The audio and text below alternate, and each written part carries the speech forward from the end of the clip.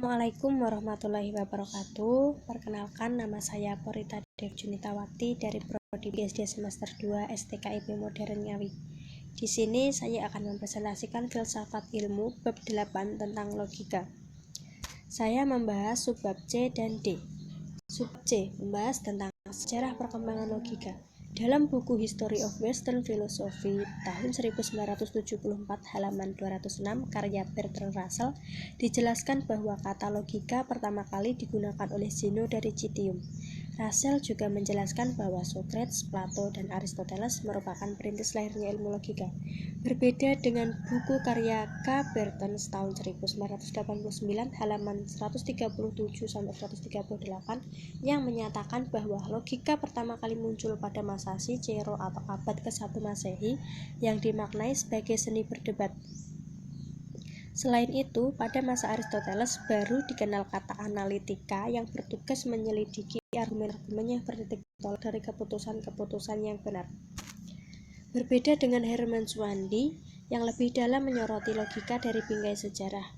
Hermann Schwandy mengemukakan bahwa secara historis logika telah berkembang sejak abad ke-17 sampai abad ke-20 sekarang ini, di mana spesifikasi masing-masing periode tersebut memiliki kekhasan tersendiri.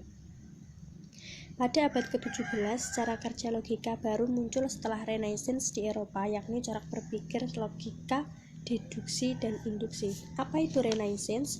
Renaissance berasal dari bahasa Prancis yang artinya terlahir kembali. Renaissance dimulai dengan dipelajarinya kembali filosofi Yunani dan Romawi kuno di Italia. Tokoh yang sangat terkenal adalah René Descartes dan Francis Bacon. Pada abad ke-18 sering disebut sebagai masa abad pencerahan atau Enlightenment, di mana pada masa ini Barat telah menemukan teori besar dengan keyakinannya pada otak manusia yang tidak terbatas, sehingga melahirkan para ilmuwan seperti Isaac Newton, Adam Smith, Montesquieu, G.G. Rousseau, Immanuel Kant, David Hume, dan lain-lain. Abad ke-19 merupakan masa pertentangan antara deduktif dan induktif. Pada abad ini, filsafat ilmu muncul dan mulai membangun paradigmanya sendiri. Whewell mencoba mencari hubungan antara konsep-konsep dan ide-ide secara logis, seperti teorinya tentang perjalanan cahaya pada garis lurus, panas bentuk dari energi, aksi akan melahirkan reaksi. Sementara pada abad ke-20, Stella M. Phillips menggabungkan pemikiran deduktif dan induktif yang dikenal dengan deduko-hipotetiko-verifikatif. Kemudian yang D, aspek penting dalam memahami logika. Apa saja aspek pentingnya? Yang pertama yaitu pengertian. Pengertian adalah tanggapan atau gambaran yang dibentuk oleh akal budi tentang kenyataan yang dipahami atau merupakan hasil pengetahuan manusia mengenai realitas. Pengertian-pengertian tentang kenyataan itu disebut kata. Kata adalah tanda lahiriah untuk menyatakan pengertian dan barangnya. Sedangkan bagian dari suatu kalimat yang berfungsi sebagai subjek atau predikat disebut term atau isi pengertian. Menurut isinya, pengertian diklasifikasikan sebagai berikut. Yang pertama, kolektif dan distributif. Kolektif maksudnya pengertian yang isinya mencakup barang-barang atau orang secara koleksi atau sekumpulan. Misalnya, selusin piring, sekelompok pemuda, dan sebagainya. Sedangkan distributif adalah kebalikan dari kolektif, yaitu pengertian yang terpisah-pisah yang menunjukkan bahwa barang atau orang tersebut terpisah-pisah sebagai sendiri-sendiri atau satu persatu. Yang kedua, konkret dan abstrak. Pengertian yang konkret adalah pengertian yang memperlihatkan kenyataan atau realitas sebagai pokok subjek yang berdiri sendiri. Misalnya, dikatakan ini gelas kaca. Pernyataan gelas kaca ini menunjuk kenyataan dengan sifat kaca. Sedangkan pengertian yang abstrak ialah pengertian yang memperlihatkan sifat tanpa memperlihatkan subjeknya. Misalnya dikatakan gelas itu mahal. Jadi subjeknya tidak diperlihatkan. Yang ketiga, menyindir dan terus terang. Yang dimaksud dengan menyindir atau konotatif ialah menyatakan sesuatu dengan secara tidak langsung dan tidak terus terang.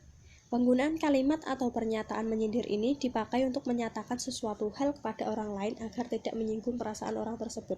Pernyataan ini biasanya ditujukan atau dipakai untuk mengoreksi atau mengajak orang lain untuk memperbaiki sikapnya. Kemudian aspek yang kedua yaitu proposisi atau pernyataan. Proposisi atau pernyataan yaitu rangkaian dari pengertian-pengertian yang dibentuk oleh akal budi, atau merupakan pernyataan mengenai hubungan yang terdapat di antara dua buah term. Kedua term tersebut terdiri dari subjek dan predikat. Subjek adalah term pokok dalam proposisi, sedangkan predikat adalah term yang menyebut sesuatu mengenai subjek. Menurut Puspoprojo tahun 1999 halaman 178, proposisi dapat dibedakan ke dalam dua bentuk atau golongan, yaitu yang pertama proposisi kategoris. Proposisi kategoris adalah proposisi yang menerangkan identitas atau kebedaan dua konsep objektif. Identitas yang diterangkan dapat formal atau objektif, dapat utuh atau parsial. Setiap proposisi kategoris biasanya mengandung 3 unsur, yaitu subjek atau hal yang diterangkan, predikat atau hal yang menerangkan, dan kopula atau hal yang mengungkapkan hubungan antara subjek dan predikat.